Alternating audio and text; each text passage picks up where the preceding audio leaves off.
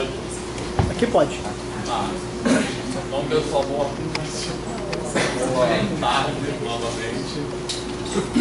E então, como a gente já conversou agora há pouco, a ideia é que hoje a gente vai fazer uma coisa que na verdade é bem panorâmica, né? A gente vai falar, a ideia é falar quais são as ênfases de pesquisa que estão acontecendo atualmente na nossa linha de pesquisa em ensino de matemática, né? Porque como vocês sabem, o nosso programa o PEMAT, né, o nosso programa de pós-graduação é organizado em 3 linhas de pesquisa, que são ensino de matemática, ensino de física e história da matemática e da física. E a ideia aqui é apresentar panoramicamente quais são as ênfases de pesquisa que estão rolando atualmente dentro da linha de ensino de matemática. Beleza? E a partir do dia 28, os seminários do grupo aqui vão se separar entre ensino de matemática e história da matemática. Quem quiser assistir o seminário de ensino de física também pode, que é na terça-feira, 4h30, né? 4 às 6, que é na terça de 4 às 6. E os seminários de ensino de matemática e história da matemática e da física acontecem paralelamente nesse horário aqui. Quarta de 5 às 7. Beleza? Tá? Então eu vou fazer essa apresentação que é bem panorâmica. Eu acho que vai ser muita informação, mas não precisa se preocupar muito com isso, que é para ter uma ideia geral mesmo do que tem. E no seminário de ensino de matemática, depois de separar, a ideia é que nesse começo do ano haja apresentações mais detalhadas de cada um desses grupos que eu vou mencionar aqui, tá certo? Então hoje é uma coisa bem rápida. Esse PowerPoint que está aqui, depois ele vai ficar disponível. Não precisa se preocupar em copiar, tirar foto, embora possa tirar foto à vontade, mas se você ficar com essa noia, porque depois ele vai ficar disponível. E tem algumas informações objetivas aí que são interessantes. E a ideia desse PowerPoint é criar um roteiro. Aí eu vou passando aqui os colegas, a ideia é que seja uma conversa, tá? Bem informal assim, beleza? Tá? Pois é. Mas olha só, vamos lá. Então, primeira coisa que nós temos aqui na nossa linha de pesquisa do programa de pós-graduação, atualmente são esses os docentes que são oficialmente credenciados no programa, e tem um grupo que eu vou mostrar em seguida, são várias outras pessoas que colaboram com o programa e que algumas delas estão em processo de credenciamento, certo? Então, pessoal, o Agnaldo, que está aqui, da FFP-UERJ, Ana Tereza, que eu acho que não veio hoje. Cadê ela? Então daqui a pouco ela chega. Ana Tereza Oliveira, que é da Faculdade de Educação aqui da UFRJ. O Tony, que está ali, que é do Instituto de Física, mas tem feito os trabalhos em colaboração com a gente aqui na matemática. Melhor um pouco. Legal. E a Cláudia, a Cláudia não veio mesmo hoje, que é daqui do IEM, Lilian, Márcia, que também não está aqui hoje, e eu, beleza? Aí, além disso, pessoas que não são oficialmente membros do corpo docente, mas que em breve serão. Então vocês vão ver que o corpo docente, o nosso planejamento é que ele cresça muito no futuro breve, certo? Então, Janete, que está aqui da Faculdade de Educação da UFRJ, e Janete, embora seja uma pessoa que já tem uma tradição bastante consolidada na pesquisa em educação matemática, ela veio para a UFRJ há pouco tempo, né, assim. Isso. E também por conta disso está em processo de credenciamento do programa, e nós esperamos que até meio do ano já esteja concluído esse processo. Letícia também está em processo de credenciamento do CAP do FRJ. O Ellerson também, que está ali. O Ellerson, professor do Cefet, como vocês sabem, acabou de fazer pós-doutorado aqui com a gente, e a ideia é que se credencie como docente também. E além disso tem, ali tem a Gabriela e a Terezinha, que eu esqueci de botar ali, Terezinha da UFMG. Gabriela, que está aqui, da FEBEF, da Faculdade de Educação de Baixada Fluminense, da UERJ, e a Terezinha, que é da UFMG, que estão atualmente fazendo pós-doutorado aqui no nosso programa, com início agora em março. A Terezinha também não está aqui hoje, quer dizer, ela não chegou ainda, ela é de Minas, ela deve chegar semana que vem.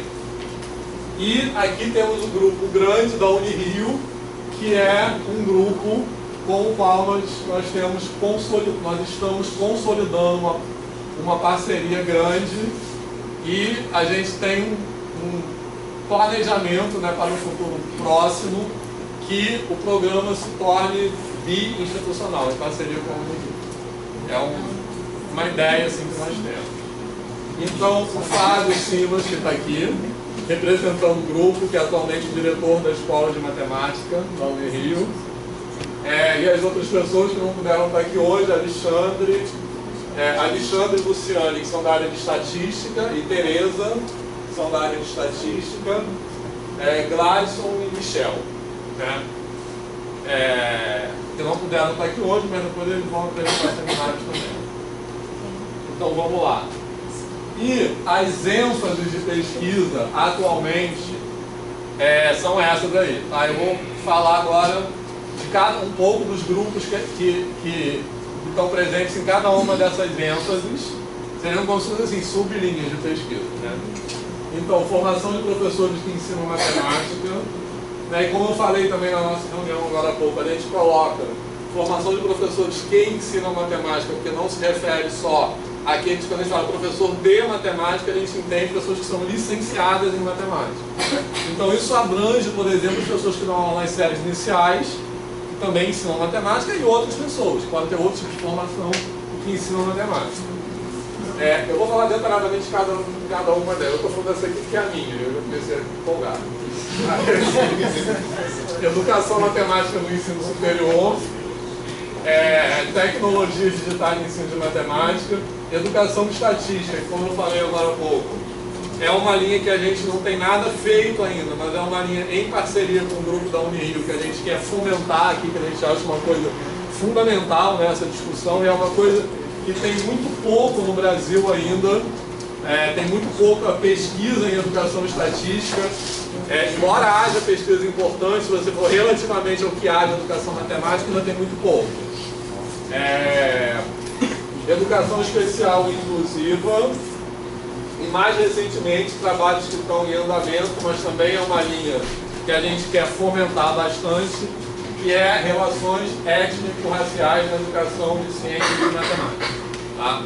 Então agora eu vou falar um pouco de cada uma delas. Então, começando, isso aqui também acho que é importante. Essas ênfases, a gente não pensa nelas como coisas distantes. Tá? Eu acho que ao longo das coisas que eu vou falar aqui, dos projetos de pesquisa em andamento em cada uma dessas ênfases, vocês vão ver que tem muitos projetos que foram alocados numa ênfase aqui, mas também poderia ter sido alocado em outra. Foi alocado numa só por uma questão de organização, assim, na apresentação. Mas assim, a ideia de listar essas ênfases é para ter um retrato do que está sendo feito. Mas muitas coisas, dentre aquelas que estão sendo feitas, articulam duas ou mais dessas ênfases aqui, tá beleza? Certo? Que é o que está escrito aqui embaixo. Tranquilo? Alguma pergunta? Então, aí as pessoas que estão... Agora eu vou falar de cada ênfase das pessoas que estão ligadas a cada uma delas. Então, começando pela ênfase de formação de professores, que é uma...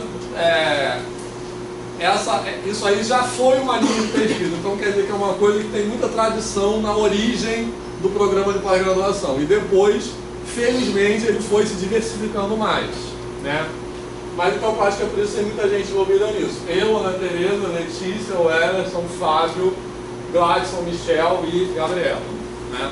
Algumas pessoas apareceram em mais de um lugar aqui. Como eu falei, não é uma separação assim. Beleza? E os projetos ligados a essa linha. Então, basicamente, nós temos dois grupos de pesquisa.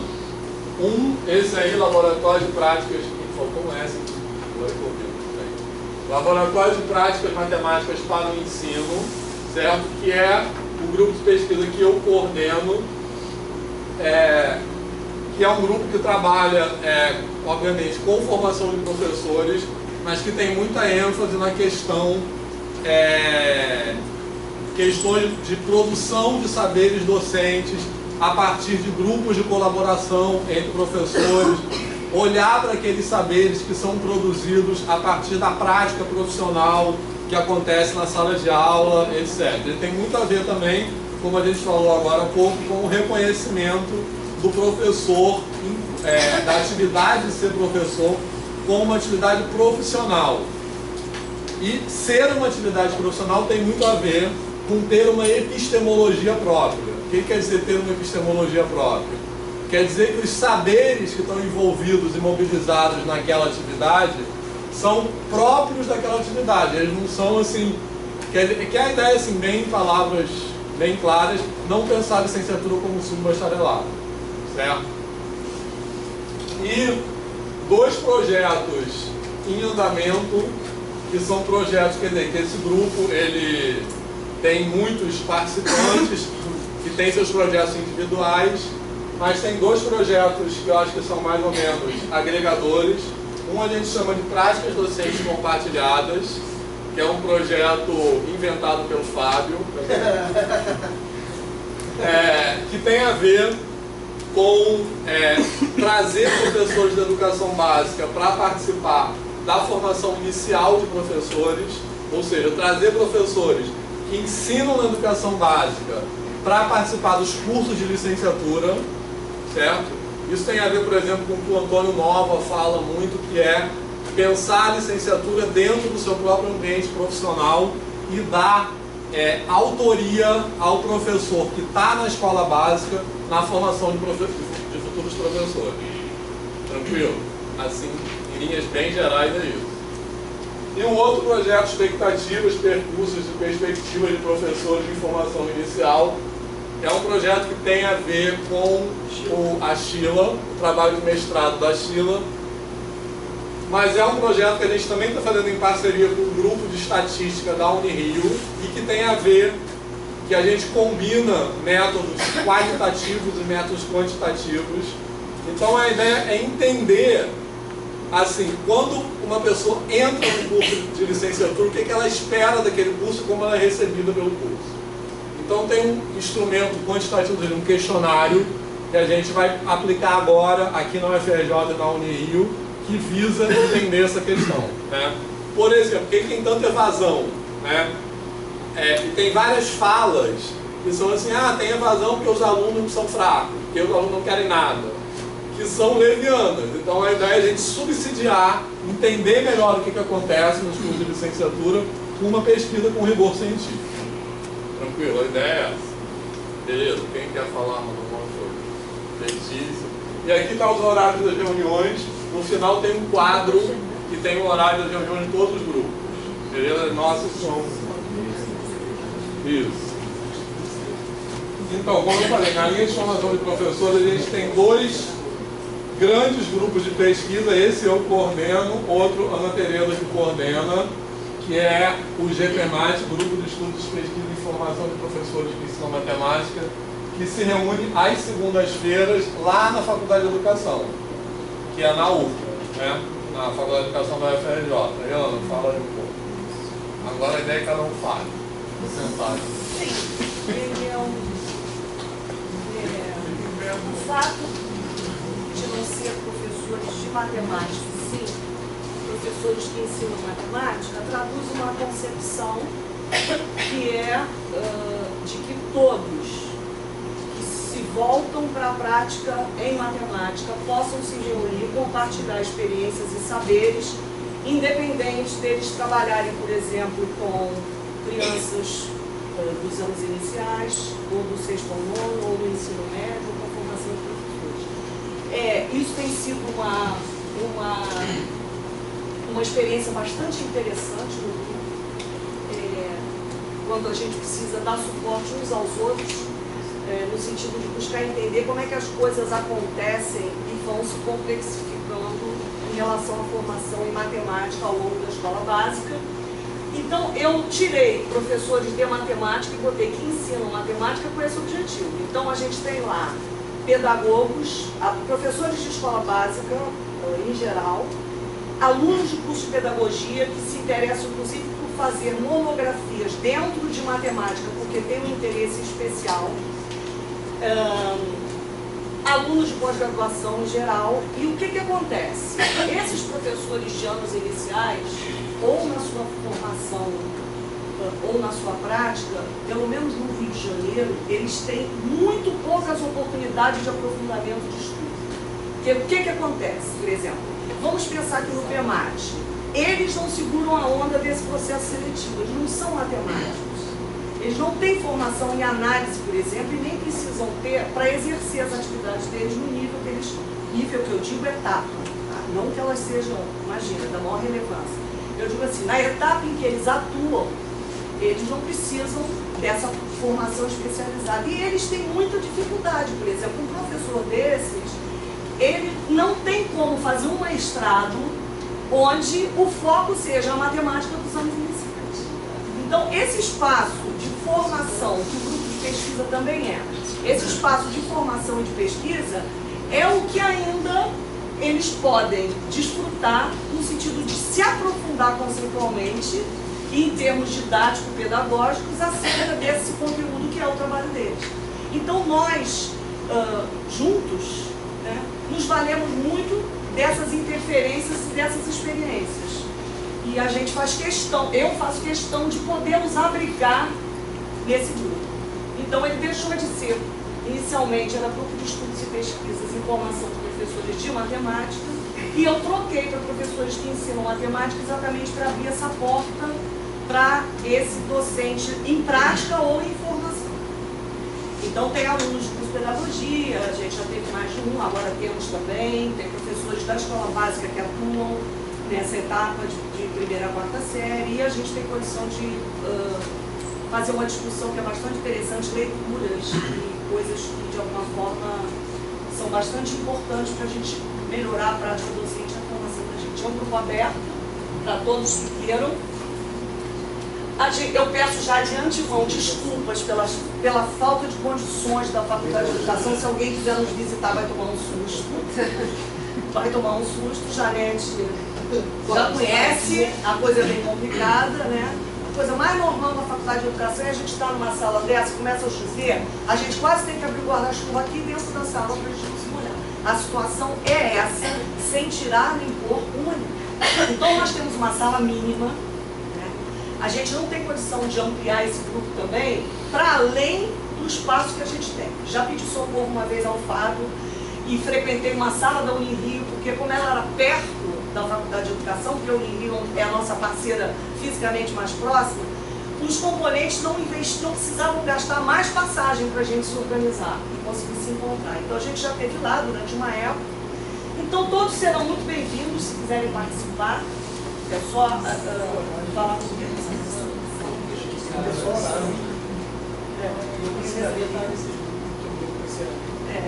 A gente tem aprendido muito com essa. Ela não tem nem número, vou te falar. Tem que falar contigo. Tem um problema na Faculdade de Educação, é que tem algumas salas que não tem número, tem às vezes duas salas que tem número. Hoje de manhã, nós duas estações do 241 da Faculdade de Ciências Econômicas. Chegamos lá e vimos que alguma coisa estava errada, porque ela estava trancada e não tinha ninguém. Então fizemos um city tour dentro daquele desce, sobe. Então, nossas condições físicas, por que eu estou trazendo aqui a falta de condições físicas? Porque ela é limitadora. Porque não dá também para a gente participar de um grupo de pesquisa pendurado num teto. Então, mas na hora que algum interessado me procure, eu sei dizer se a gente ainda tem condições de receber mais um, dois ou três ou não. Porque a coisa lá é bem pequena, né? Então, a gente tem maior carinho em receber quem quiser adensar o grupo, estudar e fazer pesquisa com a gente, é um prazer muito grande. Então é só dar um... Eu sei que para vocês, às vezes, Praia Vermelha e Fundão não é simples de harmonizar, por exemplo, no mesmo dia, né? Isso é um complicado. É seguro, o dia que não tem aula. Pois é seguro. Porque também não teria opção de ser outro dia. Porque essa salinha, pobrezinha, também só está disponível Na esse segunda, né? Esse horário que ele fazia, até precisaria, quando a gente poder horário ali. não tem muitas opções para a gente tirar o grupo, decidir e colocar em outro. Né? Então a gente também não tem muita escolha. Carolina Schiller, que está aqui, é participante do grupo, é uma das que já faz parte bem antes de entrar no mestrado. Então é isso aí, nós estamos abertos para todos que se interessem e queiram participar. Tá? Vai ser um prazer. Qualquer coisa pode ir falando, chat. Fazendo perguntas também, que é mais fácil a gente conduzir a resposta. Bom, o outro é uma coisa também mais ou menos inicial, que a Letícia pediu para colocar a partir de 2019. Foi bom. Mas enfim, que é um projeto também do qual a Letícia, que estão aqui, o Fábio e outras pessoas participam, que é um projeto de desenvolvimento de material didático em parceria com professores da escola básica, que é uma iniciativa que é parecida com coisas que já acontecem em alguns outros países, que é assim, que em vez do professor receber o livro pronto, que a projeto chama livro aberto, em vez do professor receber o livro pronto, o professor tem a possibilidade de intervir naquele livro. Então é um livro que fica disponível online, as pessoas têm oportunidade de ir lá e mexer no livro. Então a ideia é uma ideia assim, que a gente colocou em formação de professores, porque é uma ideia que tem a ver com formação em prática, que é mudar a relação do professor com o material didático. Em vez de ter aquela coisa do professor ficar passivo, recebe um livro pronto, ele tem que seguir aquilo dentro da sua, tem que obedecer o que está escrito no livro, ele tem uma possibilidade interativa, etc. Querem que fale aí direitinho? Claro. Assim, eu acrescentaria que a gente tem feito todo esse trabalho. Acho que tem duas coisas assim, a ressaltar sobre o trabalho do grupo de fato acho necessário. A primeira é que o trabalho não é feito só com professores da escola básica. Então, todo o material escrito com professores do ensino superior, com a matemática, professores que trabalham na formação de professores e professores com experiência no ensino e educação básica, produzindo junto, colaborativamente o material. Isso tem um valor enorme porque abre um diálogo, um espaço de diálogo muito valioso, produzindo um material que tem que entrar na sala de aula com aqueles que muitas vezes estão muito distantes da nossa realidade. Eu sou professora da escola básica, quer dizer, deixando de ser professora da escola básica. E 30 anos de sala de aula, porque eu me aposentei segunda-feira. Hoje é.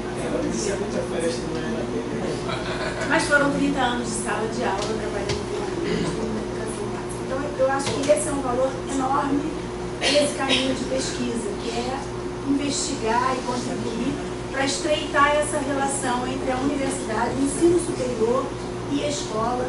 E aí não são só os conteúdos que a gente costuma investigar, mas a gente está investigando tudo. Nosso primeiro trabalho que está disponível é sobre frações. Então a gente teve que discutir o ensino de frações desde o início, assim, foi bem legal. O material está disponível online, a gente vai botar o link.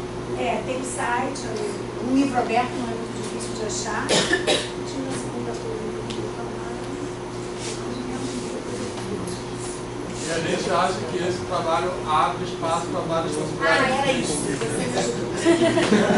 Não, é porque onde a gente esbarrou? Um dos critérios para a produção dos nossos pilares é não colocar achismos.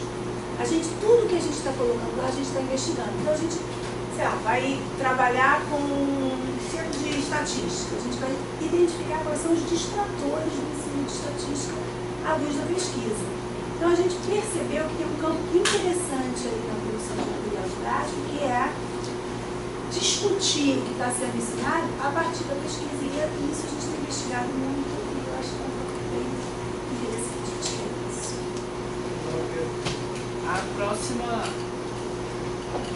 os próximos encaminhamentos de um próximo livro já tem, por exemplo, alguma perspectiva de... Eu vou te dizer em que fase a gente está. A gente teve uma etapa piloto, que o Vitor participou, o Ellerson participou também. A gente escreveu um livro, não completou o material. Acho que não é bom falar um livro. Vai virar um livrinho, mas na verdade não é um livro didático, não tem essa característica, mas é um material de frações. Que é um material de frações. A gente não caminhou tanto que imaginava que conseguiria, porque o maior desafio foi estabelecer esse diálogo do grupo. A gente largou numa coisa que a gente percebeu que era valiosa. Mas houve uma produção bem interessante, a gente vai ter dado no YouTube. Esse já está disponível, foi o piloto. Neste momento, a gente está produzindo material para o ensino médio, especificamente para o ensino médio. A gente já tem 10 capítulos em elaboração. A gente tem discutido, pensando na reforma do ensino médio, quer dizer, como é esse material didático, tentando sair da caixa. Isso. O que a gente já tem? Vetores, me ajuda. Estatística 1 e 2, tem projeção ortogonais, funções, função afim, função quadrática, tales, semelhança, trigonometria. Então a gente tem produzido, mas está em fase de elaboração. Podemos falar que não é mais do mesmo. Não, a ideia é a gente sair da casinha. A gente tem trabalhado com a colaboração, inclusive nesses espaços que a gente pode ocupar de oficinas, para que o material, de fato, seja um material reconhecido pelo professor, como um material possível da sala de aula. Eu não sei explicar muito bem, mas é um material de licença livre, aberta. Mais do que livre, é aberta. Quer dizer, qualquer um pode... Não sei se é isso, tá, Fábio? Essa é a parte que eu não sei nunca explicar. Tá? Qualquer um pode usar o material e criar variar esse material, mudar o material e seguir com a sua versão do material. Ele muda para ele. Não, ele muda e pode. A única coisa que ele não pode é ter ganho financeiro com. Ele sugere uma atividade, por Fábio, exemplo. isso melhor. Acho que isso aí eu não. É tipo uma coisa que é usada muito em programação, né? Eu demorei muito a entender o que era isso. Muda os paradigmas. É a licença Creative Commons by SA. Na verdade, o livro de frações não é permitido o uso comercial dele, porque foi esse o contrato com o financiador, que naquela época foi o INPA. O livro do ensino médio, a gente conseguiu emplacar uma licença mais aberta, quer dizer, também pode ser feito uso comercial dele. E a estratégia, a ideia de que se possa fazer uso comercial, a gente não acha que, acho que dificilmente algum indivíduo sozinho vai comercializar. A ideia é que, sei lá, grupos de escolas particulares possam utilizar e vender para os alunos, ou simplesmente imprimir e distribuir, que ajuda na penetração do material na sociedade, na comunidade. Agora, Vamos falar das coisas. Primeiro, o fato é o coordenador do projeto. Isso é importante falar. E falar que claro, o projeto é um projeto do INPA e tem financiamento do Itaú Social. Fundação Itaú Social. Agora, só voltando à coisa da pesquisa, que eu acho que tem muitas frentes que a gente ainda tem espaço para pesquisa e que a gente até começou a ver que seria ótimo se a gente já tivesse esse background antes de começar. Por exemplo, quando a gente faz a revisão, análise de material didático. E a gente não está começando nessa expertise nos últimos meses aí. A gente pretende que o material vá para a sala de aula com um professor em diversas regiões do Brasil e a gente quer ter esse retorno do professor. Agora, qual é a melhor maneira de fazer isso? Isso é todo o desenho disso e os resultados disso também pode ser uma linha de pesquisa, né? Uma linha de pesquisa explicando demais, né? Uma ênfase, né? De projeto. Um projeto, isso. A gente está enviando, por exemplo, a gente já estamos experimentando agora de enviar capítulos. Estamos enviando capítulos do material e tentando para professores que a gente selecionou no banco de dados da OBMEP os professores que tivessem alunos medalhistas. E a gente tentou pegar em todas as unidades da federação e a gente envia capítulos do material e pede para eles preencherem um formulário eletrônico também. A gente está aprendendo a fazer esse retorno e que tipo de retorno eles podem dar e quanto que isso pode influenciar no desenvolvimento do material. Então tem muitas frentes que podem ser trabalhadas utilizando o projeto.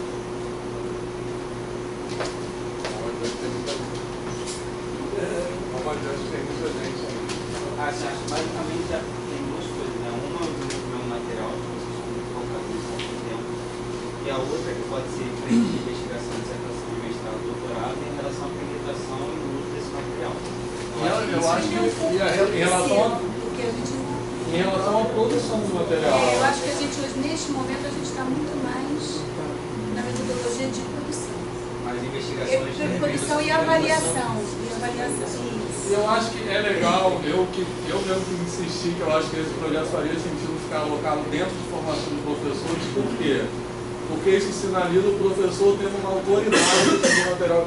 Que a gente pensa, às vezes, ser um pouco autor, exatamente. Porque a gente está um pouco acostumado, eu acho, no Brasil, a pensar, como eu falei agora há pouco, que o professor recebe o livro do montão, que a atividade profissional do professor não inclui ter uma ingerência nesse material.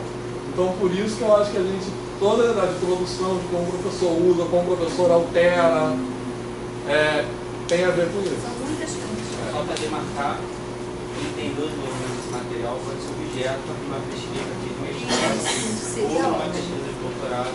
Acho que isso ajudaria muito ao virar no ano, porque estaria perto das pessoas que estão desenvolvendo.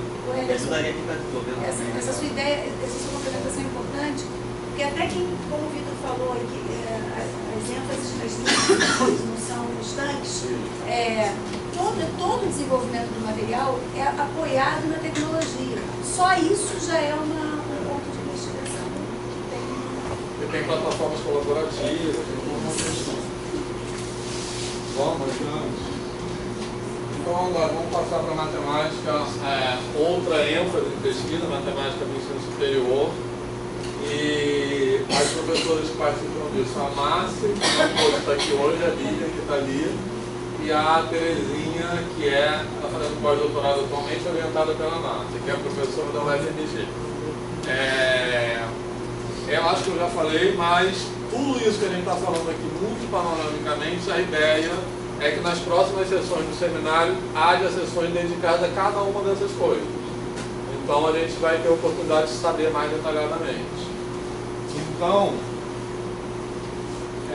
a Márcia, que é a professora que será de tendências da turma do mestrado, não pôde estar fazendo um exame médico, não pôde estar aqui hoje, mas ela lidera esse grupo, Laboratório de Educação Matemática no Ensino, chamado LEME, e as reuniões são assim, quartas e quintas, alternadamente. Uma semana na quarta, uma semana na quinta. Tá? Depois isso tudo vai estar lá para vocês escrito bonitinho.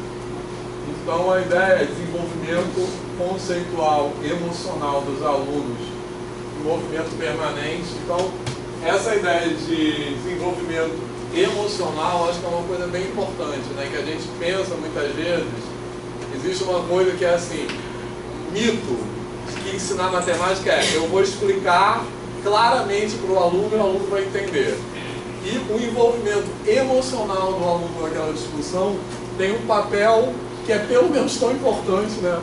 Se é que pode ser separado da questão intelectual, né? De como tem alunos, assim, tem muitas, isso se manifesta, eu acho, em muitos aspectos. Vocês têm alunos que se traumatizam com a matemática, que aquilo vira um bloqueio. Então, o quanto a produção do aluno é reconhecida, isso tem um papel determinante para ele aprender ou não matemática, tá certo?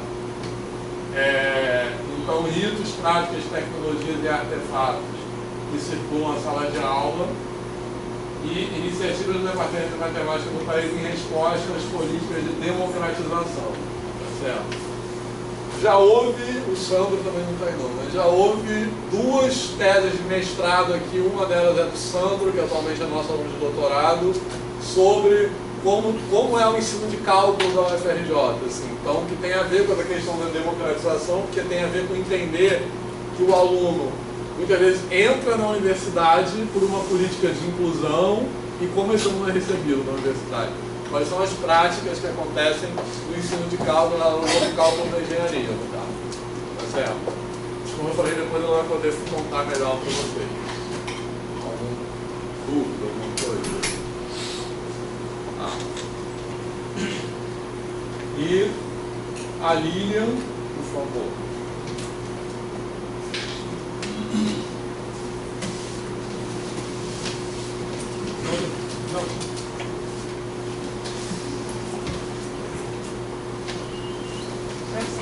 Esse grupo de transição do ensino médio e superior faz parte do projeto Fundão, um projeto grande aqui da universidade que se reúne sempre às segundas-feiras à tarde.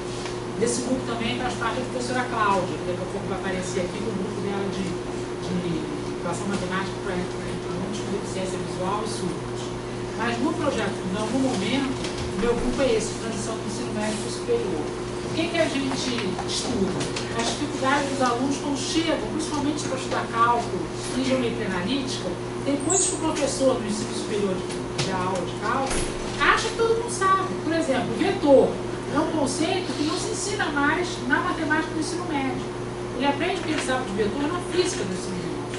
Tá? E o professor daqui da faculdade vai dar aula, ele começa a falar em equação vetorial da reta, em vetor diretor, não sei o que, e o aluno nem sabe o que está se passando. Com isso, cria um problema muito sério que aumenta muito a evasão, a desistência, a repetência nos cursos de cálculo, que é uma coisa que acontece, acho que mundialmente, e que a gente tem que sempre estar se preocupando com isso. Tá? Então, a gente já fez várias investigações com alunos que entram, alunos que saíram do CAP, vieram para cá, porque o CAP tem não sei se ainda usa, uma apostila que eles faziam de toda a matemática do ensino médio baseada em vetores. Então, começa com vetores. Então, isso já dá uma outra frente para o aluno. Ele já aprende matemática via vetor. Então, a gente fez uma investigação para saber como é que era o entendimento disso na comunidade. A gente já fez vários trabalhos apresentando em vários congressos e a gente pretende escrever um material, como tudo do projeto não acaba virando um material para professores, um livro. O que a gente pretende fazer é um livro para professores de ensino médio, mostrando como podem ser abordados aqueles conteúdos do ensino médio que possam facilitar depois a aprendizagem do ensino superior. Tipo assim, como que ele ensina funções? Como que isso pode ajudar? Por exemplo, por que não ensina funções definidas por mais de uma sentença? Não, professor de ensino médio ensina isso, mas por que não? Qual é o problema? Acha que são duas funções. Né? O aluno não tem a menor ideia. E as coisas muito práticas acontecem, por exemplo, quando a gente paga de imposto de renda, várias coisas acontecem que podem ser representadas, que só são representadas por funções com várias sentenças. E os alunos completamente desconhecem. Então a ideia é essa. Mas a gente já está com essa ideia há algum tempo e não conseguimos tempo ainda para sentar e escrever. Não vai sair. Tá? E por conta disso, porque o grupo é formado, como eu falei hoje de tarde, mas vou falar de novo aqui, quando a gente começa um grupo novo do Projeto Fundão, quem escolhe o tema são os membros do grupo, que são alunos da licenciatura, professores da escola básica, que é o grosso, que a gente chama de professores multiplicadores, e o professor do ensino superior, que em geral é um ou no máximo dois, porque é um grupo bem pequeno. Então, quem escolhe o tema é o grupo todo. Em geral, quem escolhe são os professores da educação básica, que são a grande maioria e tem as dificuldades deles. Então, esse grupo meu é formado por muitos professores que dão aula no ensino médio e no ensino superior em faculdades particulares, principalmente.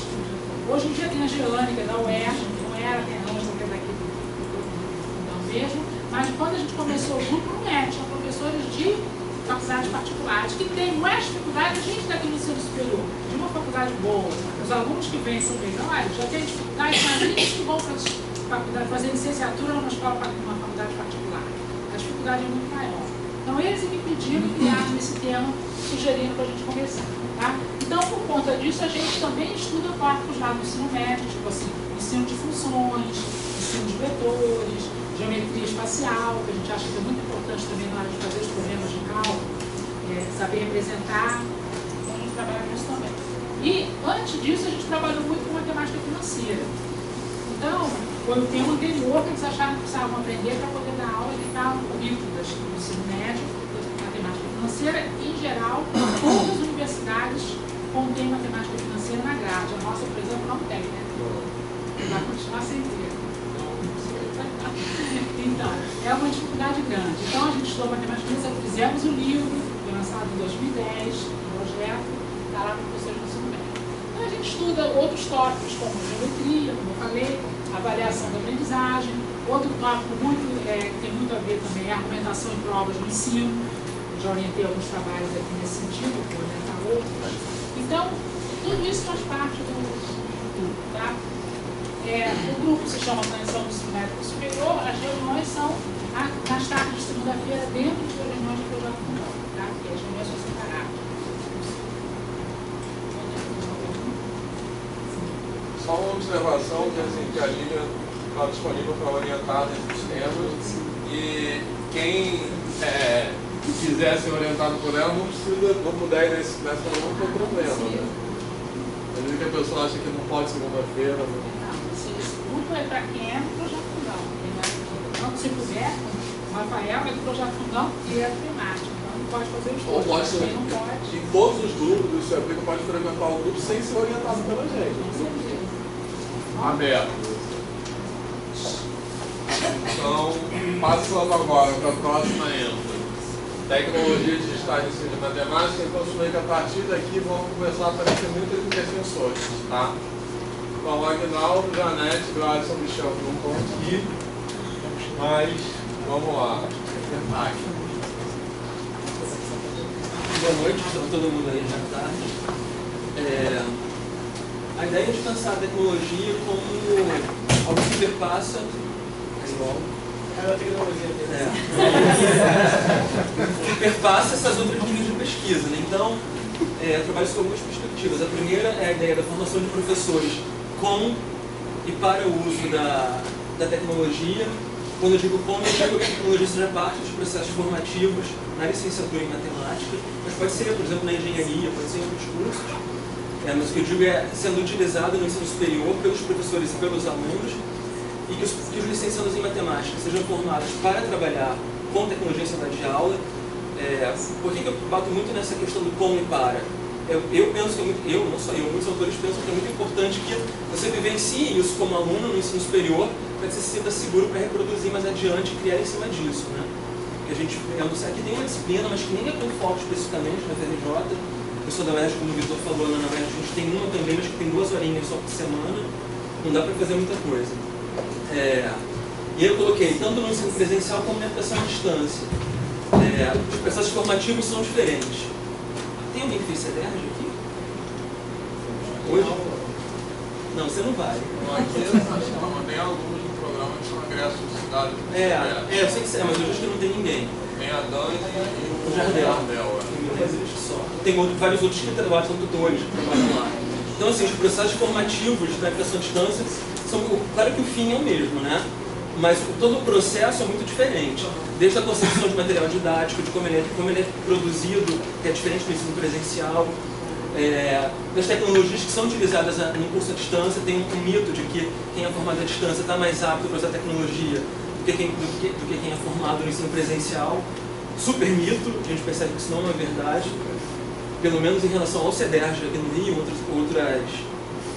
outros consórcios de ensino superior à distância eu não conheço também, mas o CEDERJ posso afirmar. Também, assim, quem são esses docentes? Na estrutura do CEDERJ tem um coordenador de disciplina, mas tem os tutores, que em geral é quem lida diretamente com o aluno, no caso, licenciando em matemática. Que perfil profissional tem esse tutor? Que formação ele tem para estar ali, por exemplo? Uma coisa que eu gosto de discutir, a minha tese de doutorado foi sobre isso, o perfil dos tutores e a formação e as experiências, as frustrações, que não são totalmente diferentes das de quem é professor do ensino presencial, mas que tem suas especificidades sim. Pensando na escola, o uso de dispositivos móveis, com aplicativos, com games, Scratch,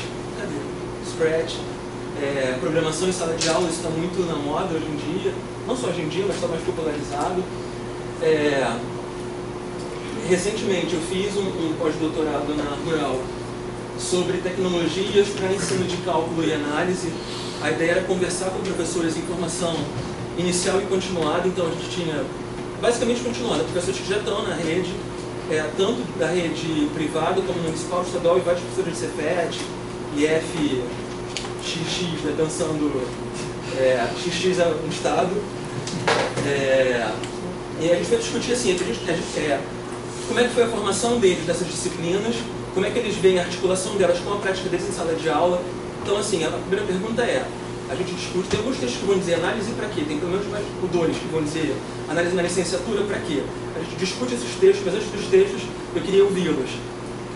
Depois a gente começa a tentar buscar os porquês, a gente acredita que existam vários porquês, e articular essas práticas com tecnologia também, tanto no ensino superior como no ensino básico, na educação básica. Como eu falei mais cedo, eu tenho um caminhão de dados para analisar, eu estava escrevendo um artigo, não consegui escrever ainda no pós-doc, mas vou dar conta disso já. Não faz isso, gente. E nos meus últimos anos eu tenho pensado bastante, por conta de uma disciplina que eu dou lá na graduação, em relação à educação matemática especial e inclusiva. Por que especial e inclusiva não só inclusiva? A ideia da inclusiva eu incluo pessoas com deficiência, alunos com deficiência na sala de aula, mas eu consigo incluir pessoas com qualquer deficiência. Pesquisadores vão dizer que sim, mas muitos pesquisadores vão dizer que não, que precisa de um atendimento educacional especializado, principalmente para alunos com autismo, do transtorno do espectro autista em diferentes níveis. Em geral, o autista brando, que a gente chama também de síndrome de Asperger, a gente consegue incluir relativamente bem. Agora, um autista que não é brando já é mais complicado, tem que ser um atendimento especial. Também para os alunos com altas habilidades ou superdotação.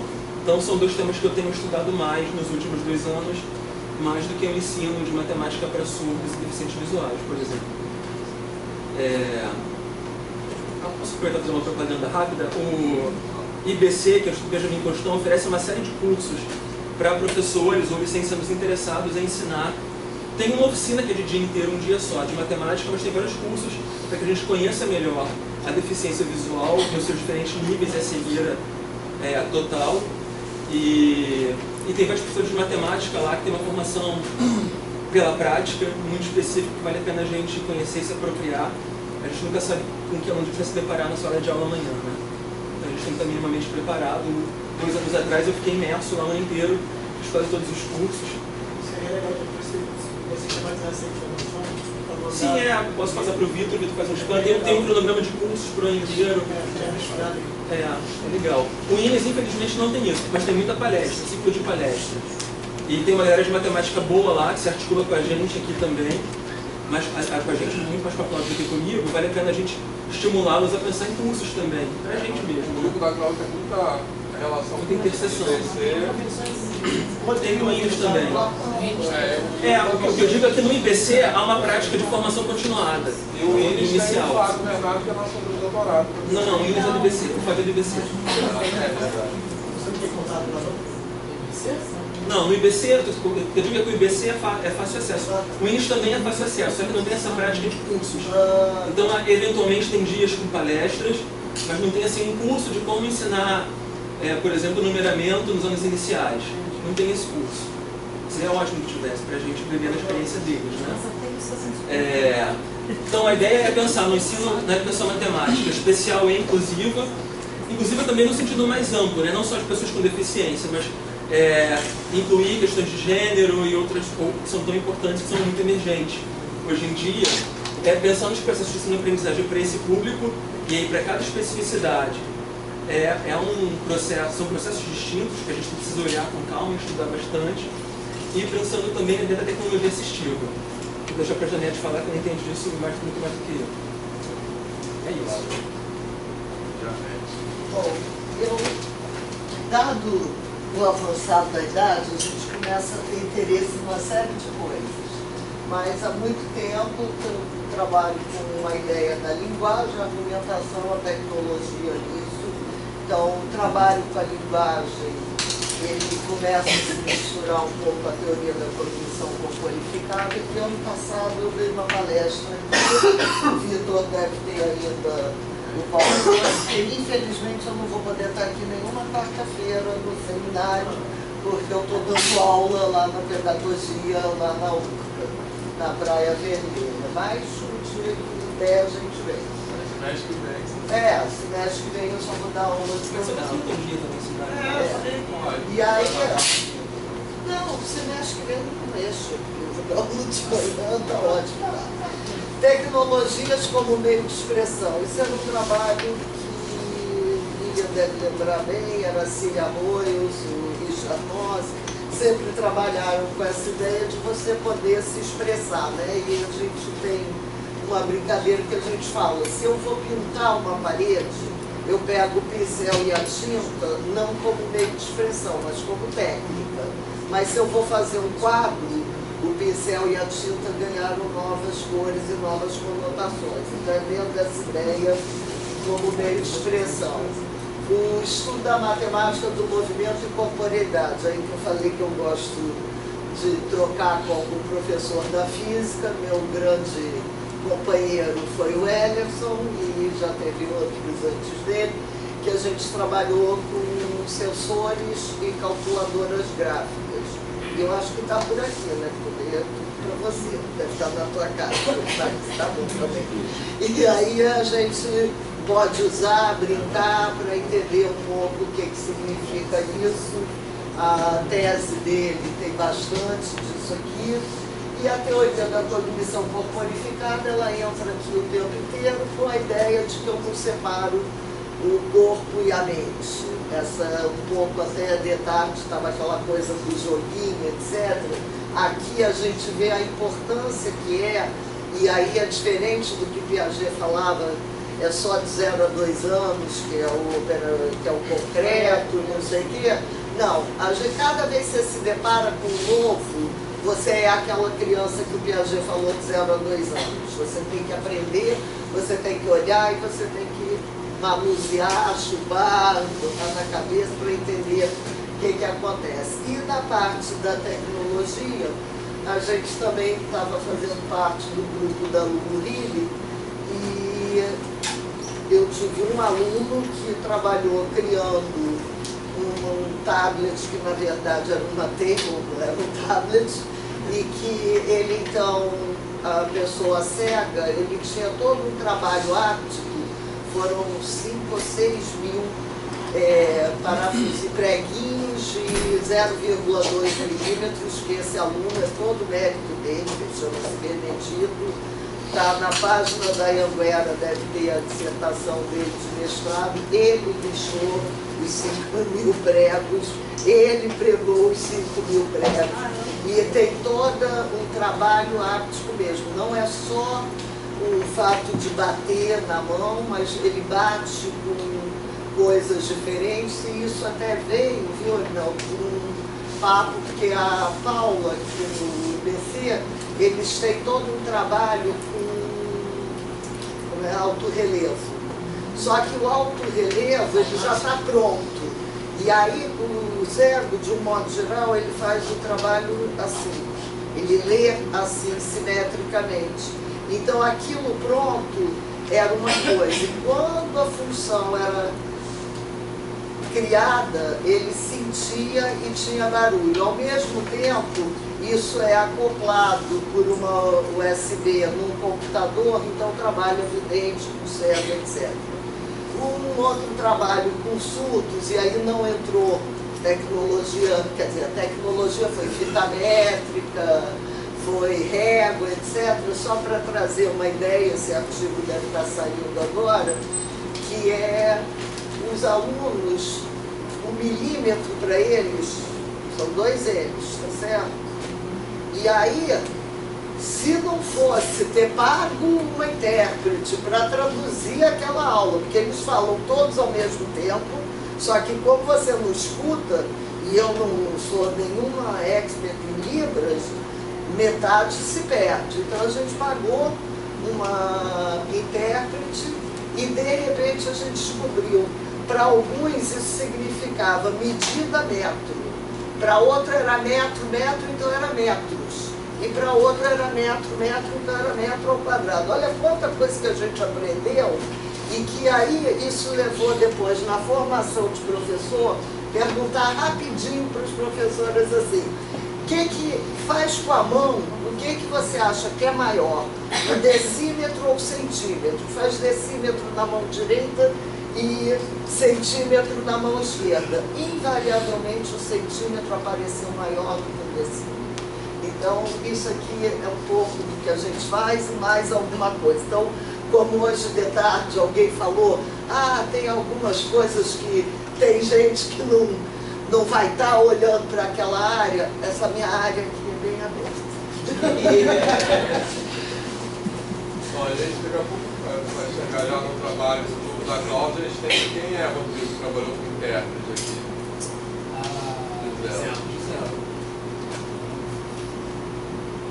Então, educação estatística, como eu falei, é uma área que a gente está desenvolvendo essa parceria com o grupo da Unirio. A gente não tem nada feito ainda, mas dependendo do Fernando, que está ali, que falou muito bem agora na reunião que a gente teve agora de tarde sobre essa importância da gente pensar em educação estatística. Isso também tem a ver, eu acho, com como a gente forma um professor para educação estatística, como a educação estatística acontece na escola, porque muitas vezes eu acho que a educação estatística é um lugar que fica muito clara a diferença entre a gente ter simplesmente uma transmissão de informação, que muitas vezes o ensino de estatística se reduz àquela estatística descritiva, que é calcule a média, calcule a moda, não sei o quê, e realmente uma interpretação crítica do que está acontecendo, né? Então, a experiência, talvez alguém possa falar da Unirio, se quiser, mas o grupo lá tem uma metodologia de ensino que é bem diferente do que a gente usualmente tem, né? Que é começar pelos problemas e, a partir dos problemas, pensar em qual é o modelo estatístico para responder aquelas questões. Então, como eu falei, a gente acha que a pesquisa em educação estatística é muito menor assim, do que a pesquisa em educação matemática em geral, e a gente acha que é importante investir nisso. Acho que menos coisa. Internacional tem essa Sim, que já foi aqui, né, uma vez. Pois é. Fernando, quer falar alguma coisa? Achei que era só a carta. Então, educação especial, inclusiva em matemática e ciências. O Agnaldo, então, já falou um pouco sobre isso, né? Então, a gente tem o Tony, que está aqui, que já trabalhou com isso lá, com pessoas em física. O grupo da Cláudia, que a Cláudia também não pôde estar aqui hoje. E, na verdade, são dois grupos, né, que a Cláudia coordena, que é de educação especial. Oi? Vai falar? Vai. Que é educação inclusiva, então aqui quarta, 14 a 17 horas, que é o grupo que é mais assim, de alunos do PEMAT, não é isso, Rodrigo? E tem, que o Tony participa também desse grupo. Isso, é o Aguinaldo lá. E... Não é toda quarta não. Tá. É de 15 em 15 dias. A gente combina. Tá. O horário também. Tá, beleza. Aquele horário vai te A gente combina se vai ser qual É entre 2 e 5, entre segunda e sexta. Não, é quarta, é sempre quarta. Alguma hora tem essa reunião.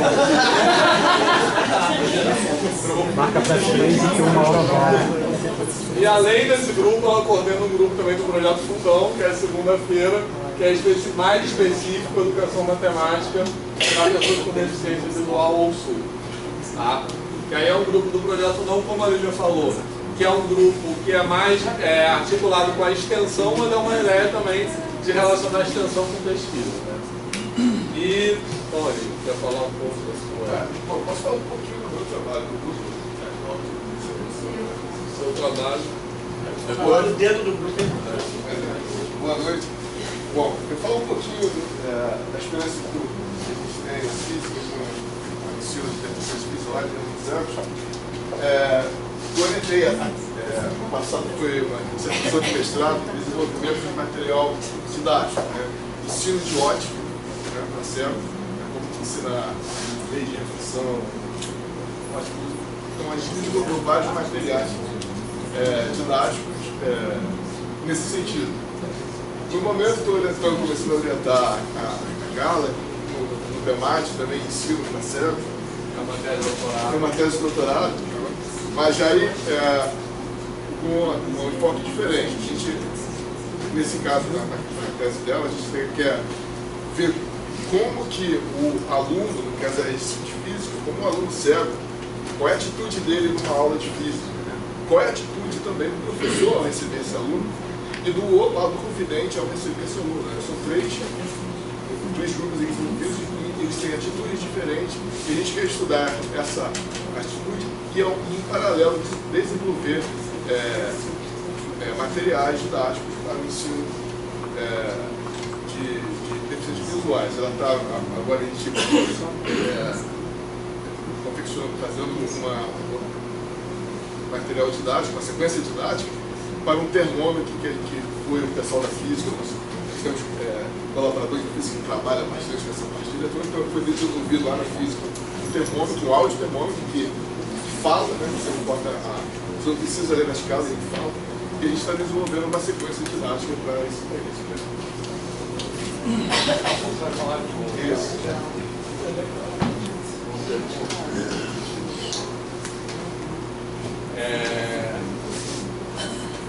Bom, e essas relações, eu deveria ter botado meu nome aí também, mas eu sou iniciante na área. Trabalho com relações étnico-raciais na educação de ciência e matemática. É uma coisa que tem alguns, porque a gente também é uma área que, como eu falei agora mais cedo, a gente quer investir muito também, mas é uma área que está começando, né? Então, o que acontece?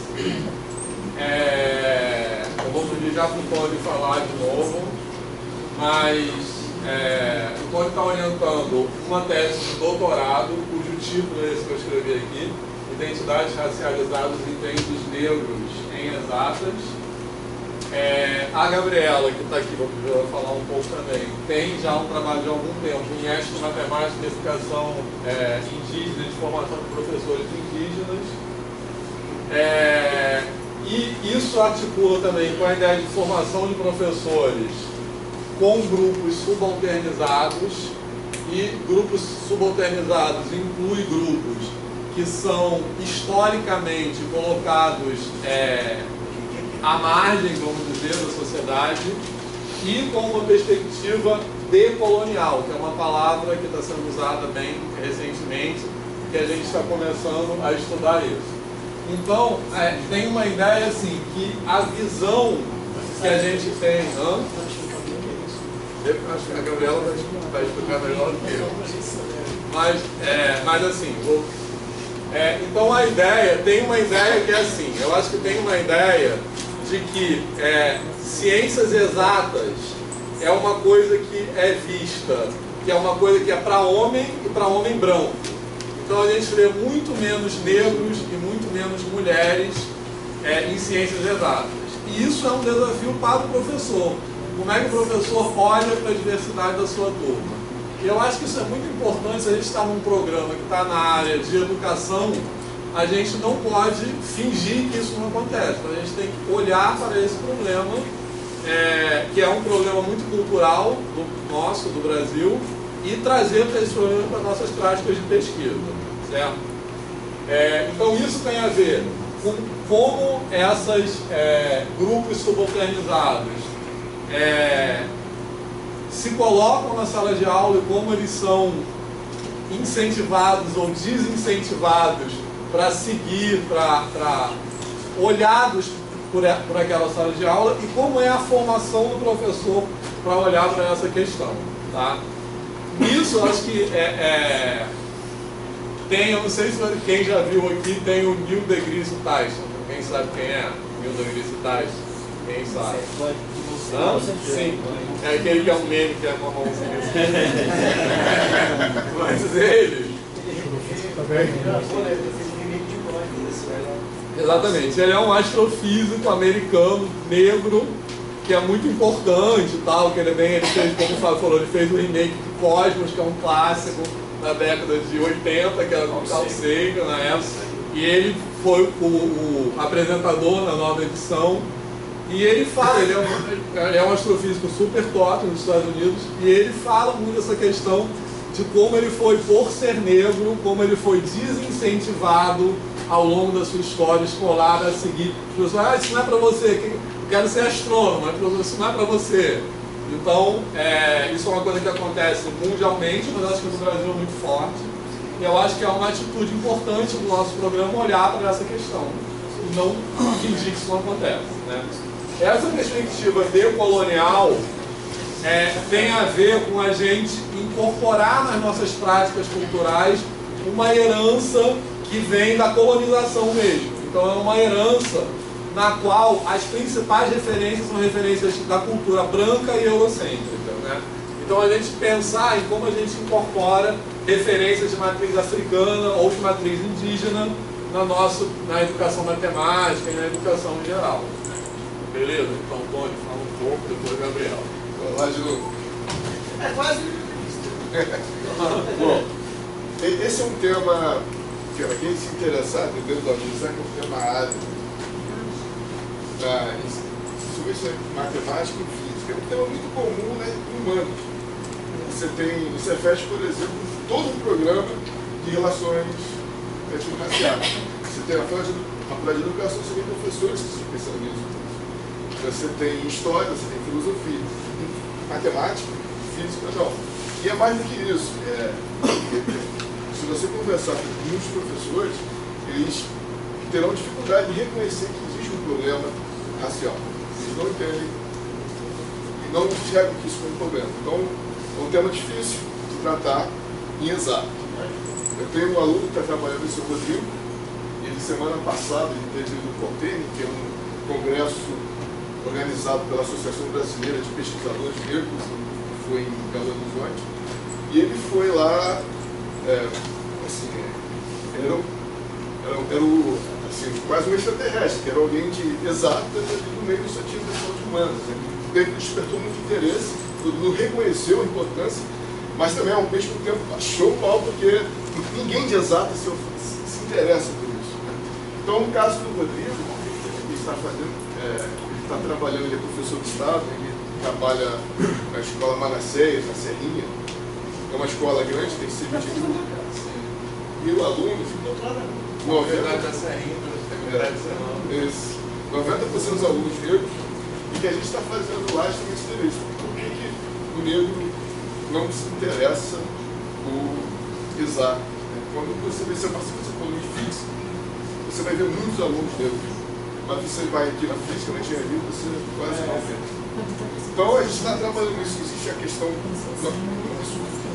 que é muito conhecido em sociologia e psicologia social, que é a ameaça de estereótipo, que é basicamente um indivíduo que se identifica com um grupo minoritário que é visto como possuindo uma determinada deficiência. Isso é quase uma profecia autorrealizável. Ele identifica com aquilo e de fato se comporta daquela maneira. Então a gente está trabalhando nisso, desconstruir isso, e tem a perspectiva decolonial. E o que o Rodrigo, ele mesmo incorporou, foi a parte do que ele incorporou, que ele está lendo muito Fanon, alguém já ouviu falar de Fanon,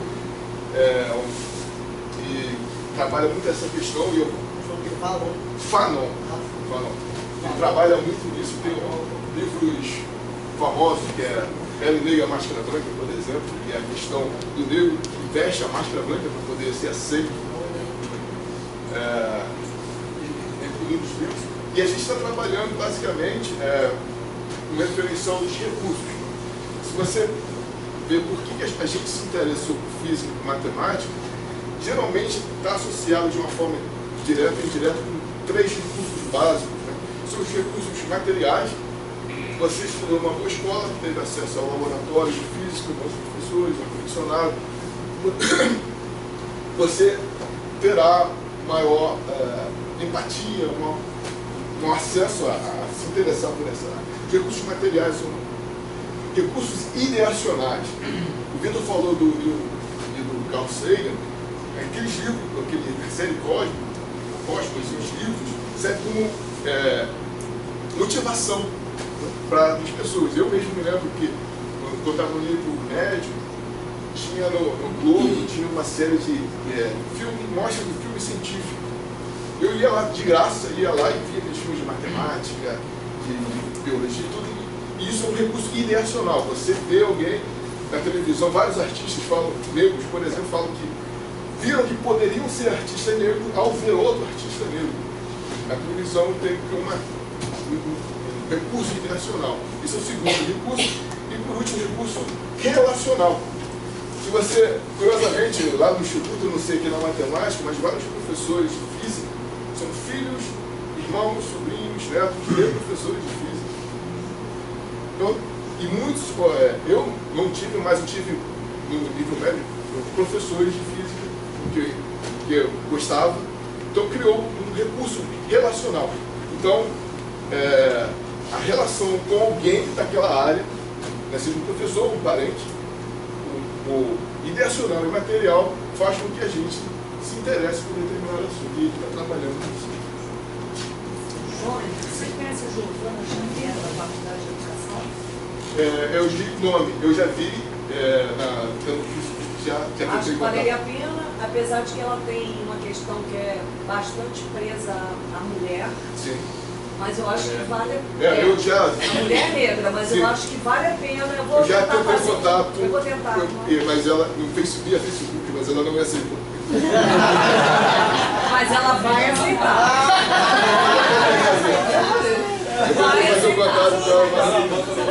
Eu fiz o relatório de probatório dela, vou botar ela. Estou brincando, ela é gente boa, muito gente boa. Eu vou conversar com ela e vou aproximar vocês, que vale a pena, porque é uma interlocução interessante. Ela lê muito, ela apresenta muito, faz muita pesquisa sobre isso. Ela dá um curso sobre isso. Eu estava querendo colocar o Rodrigo além lá. De ser linda, ela é muito bonita. É bom a gente ficar admirando.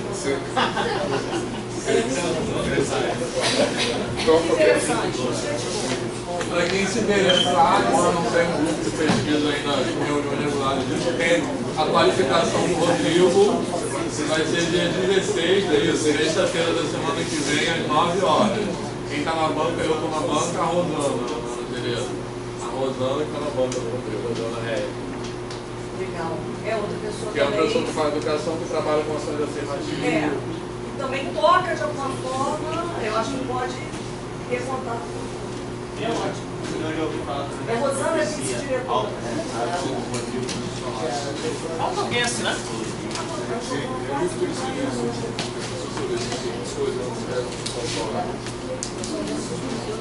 Então vamos lá, Gabriel.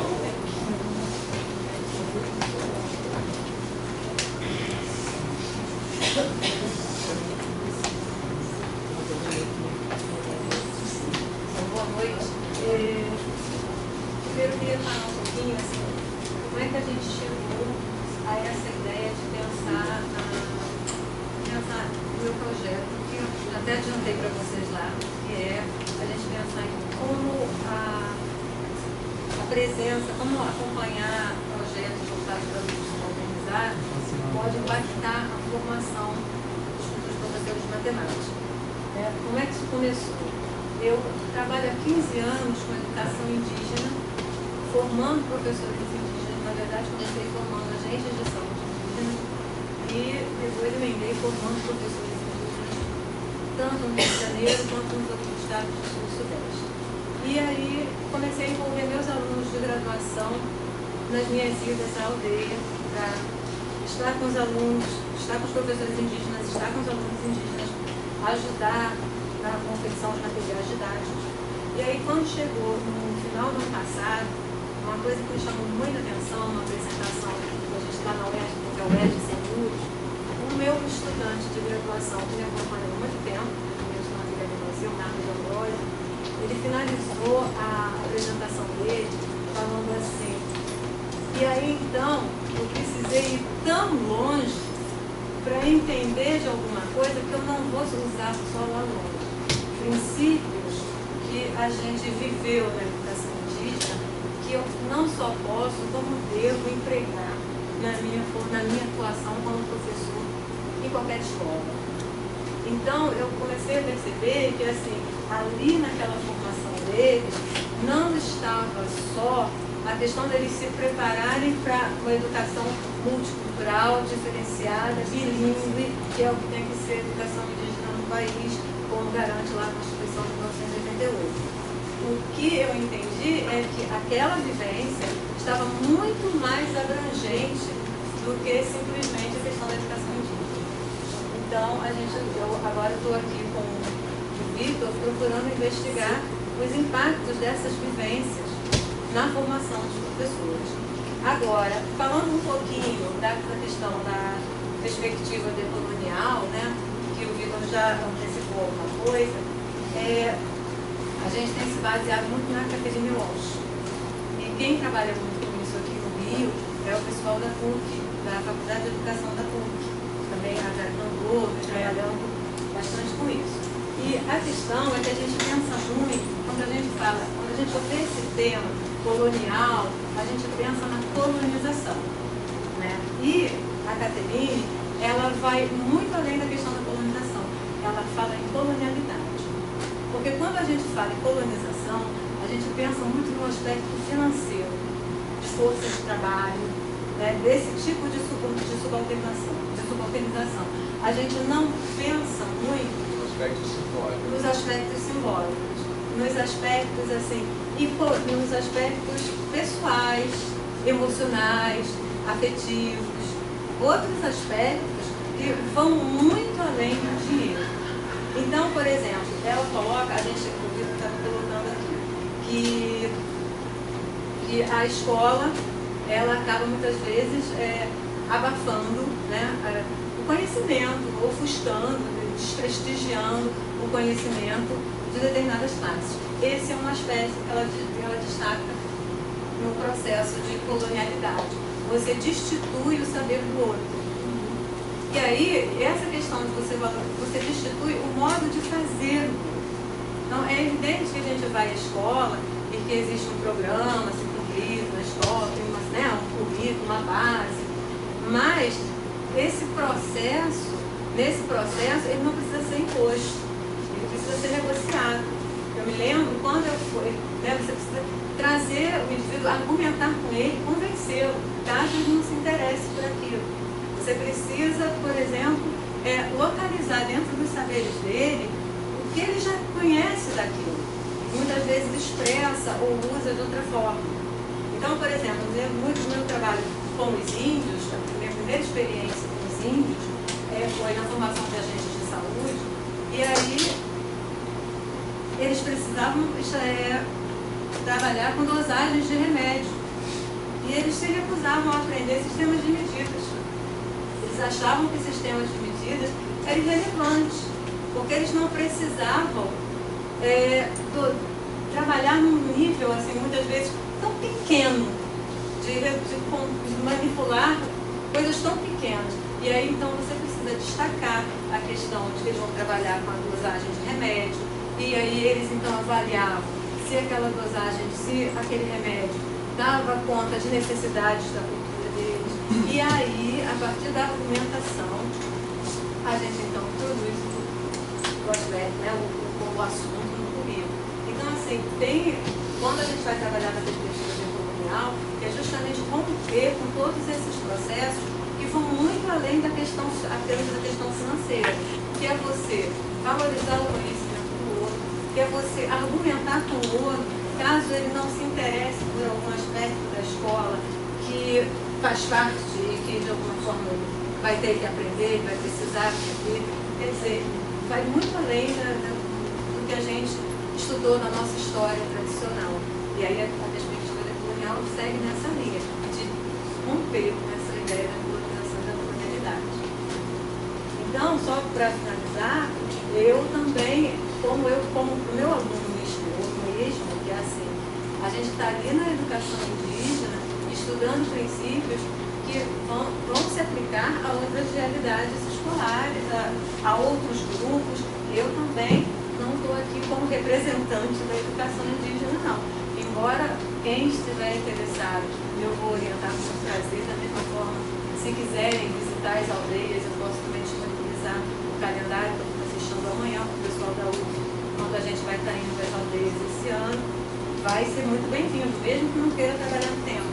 Mas as nossas... Eu trabalho com a Mariana Paladino. Então você não visita as aldeias lá de Caxias de Luciano? Não, eu trabalho com aldeias guaranis. Porque tem uma lá em Nova Campinas que a gente visita sempre. Mas eu acabei me afinando com a etnia Guarani e faço tudo com os Guarani. Mas se eu houver uma oportunidade, eu faço Guarani. Olha, trabalho aqui no Rio tem uma aldeia maior, com quase 200 habitantes, sobre a Angra, no Sertão Francisco. Tem em Paraty tem 5 aldeias. E em Maricá tem 2 aldeias. É. No estado do Rio de Janeiro.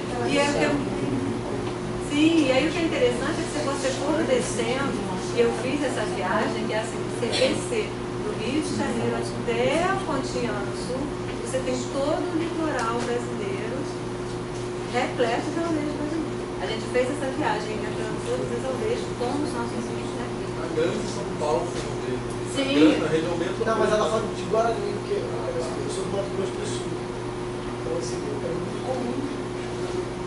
E hoje, assim, essa questão da educação indígena, ela é urgente, porque assim, o estado do Rio de Janeiro, ele é o estado mais atrasado em termos de educação indígena no Brasil. Se a gente pensar, por exemplo, no seu estado, ele já tem até nível superior indígena. O Rio de Janeiro, a gente vive num embate e não consegue ter sucesso para emplacar a formação de professores em nível médio dos indígenas. Não tem. Agora, e quem quiser participar, então, quem quiser ir, o convite está feito. E eu tenho um grupo de pesquisa que vai funcionar antes de eu vir para cá. Então, quem quiser ir para lá, depois vir de carona comigo, ou vir me seguindo, também pode, que é lá na CBEC. E aí a gente trabalha com etnomatemática, com educação para grupos organizados e também trabalho com formação de conceitos, com mergulho, teoria dos campos conceituais, que a minha experiência tem mostrado é que as coisas elas se aproximam muito. Parece que são coisas muito distantes, mas elas acabam se aproximando. Então, só para...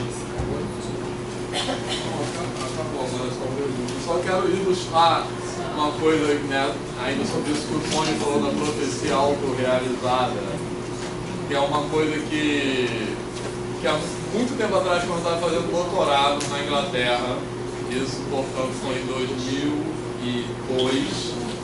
Eu não sei se vocês sabem que na Inglaterra o ensino básico, a escola, é separada em níveis. Então cada série tem uma turma, tipo uma A, B e C, não sei como é. Que é tipo a mais fraca, a média e a mais forte. Então em cada...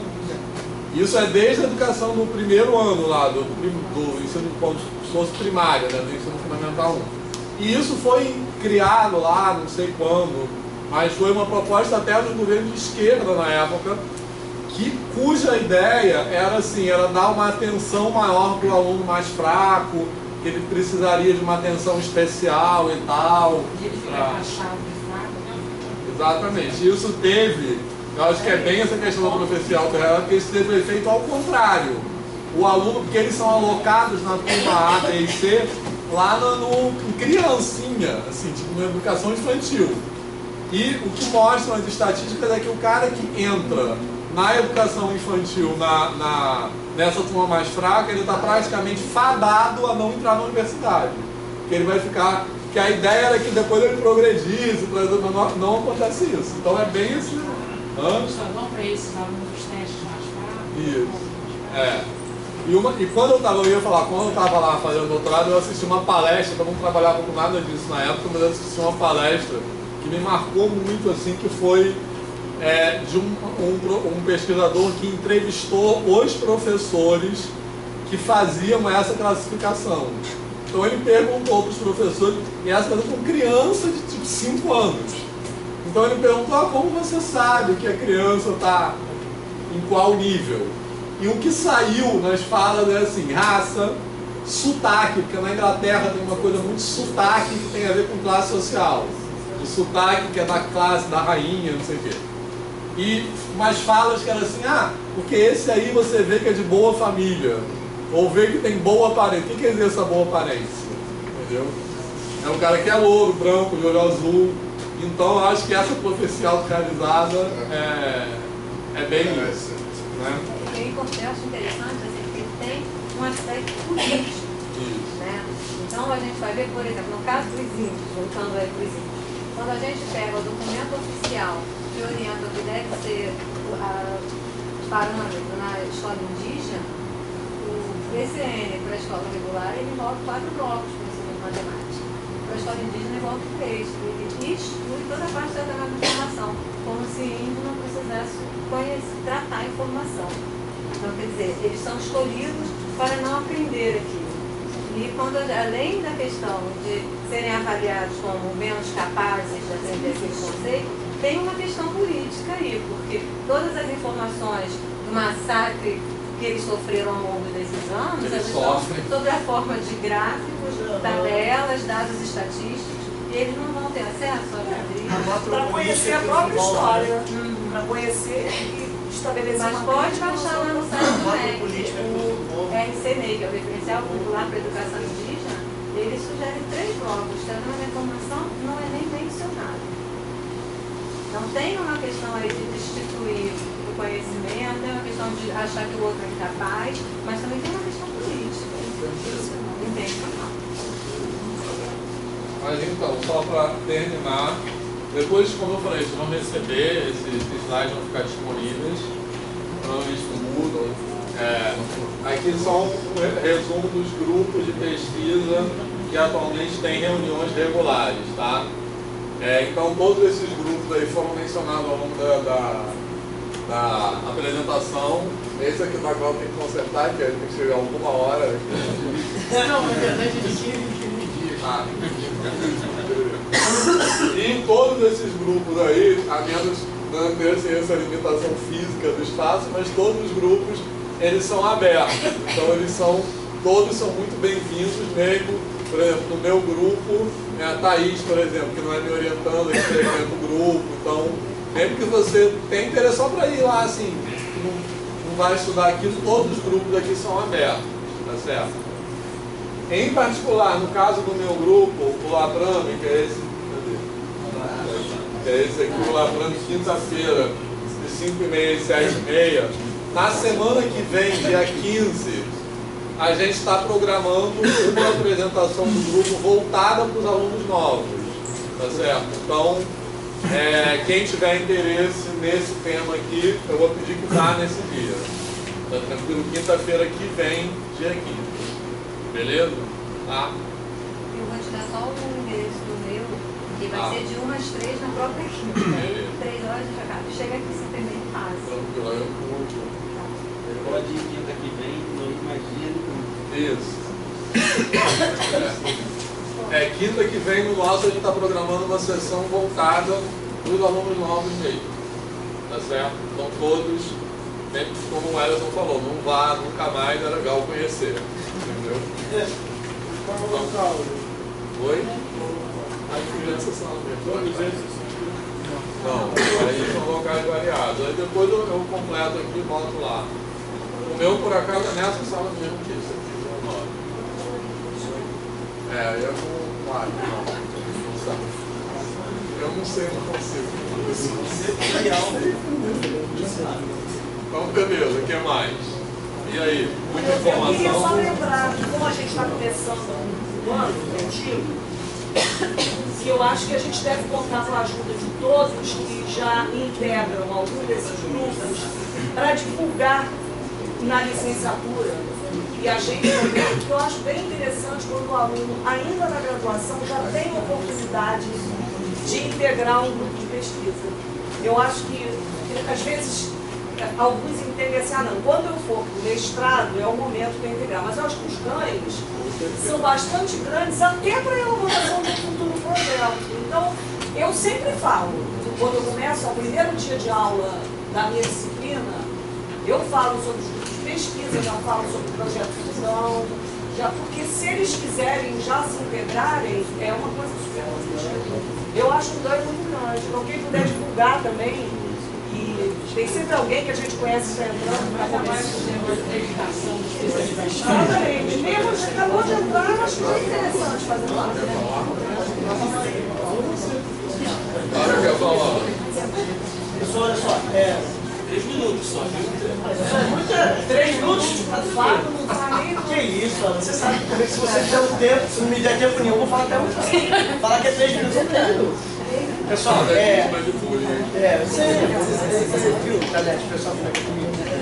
Pessoal, tem também o Laboratório Sustentável de Matemática, que não é um grupo de pesquisa, mas é um grupo que compartilha práticas matemáticas voltadas para a sala de aula, normalmente para o ensino básico. Tá? Então, o pessoal que quiser conhecer um pouquinho, eu pesquisei sobre ele, hoje me alçaram a posição de coordenador, porque a Daniela não está aí, que é a coordenadora e fundadora do grupo, que também é nossa companheira aqui, colega minha de doutorado. E tem site, Laboratório Sustentável de Matemática, tem blog, tem Facebook. Então, nesse sentido, o LSM tem muita prática lá compartilhada. E cada hora a gente tem grupos de WhatsApp, assim, de encontros virtuais, tem troca de bate-papo virtual. E a cada 2 meses a gente marca alguns encontros presenciais. Normalmente a gente combina onde vai ser. Então tem também um local que a gente... Fornece ambiente para você fazer pesquisa. Isso, fornece ambiente. Coisas que você pode realmente pesquisar. Exatamente.